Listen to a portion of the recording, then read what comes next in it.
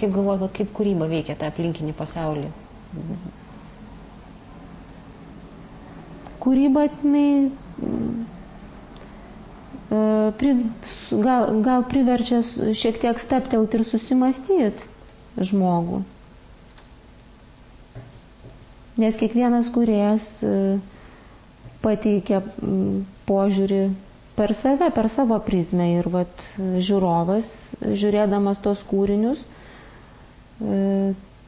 tarkim kūrinius žiūrėdamas, jisai, kaip ir patenka į tam tikrą kitą informacinį lauką. Ir dar kitas aspektas, tai kūrybos procesas, būtent kūrybos procesas, tai aš manau, kad tai yra tam tikra meditacija vis tiek. Ypač šiuolaikinio pasaulio tokiam baisiam tempe, tai sakau, aš kai dirbu su vaikais, tai aš matau, kaip jie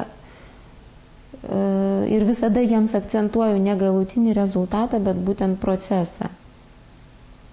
Ir per tą procesą, jeigu procesas jiems yra malonus, juos įtraukia ir jie sugeba užsimiršti nuo savo kasdieninių rūpešių, tarkim, nuo savo dvejetų, ten blogai išmoktų pamokų ar dar kažko, tai jie tas, tarkim, 2 valandas, kurios jie pas mane atbūna, tai jie gal atranda šiek tiek save ar bent jau bando į tuo keliu.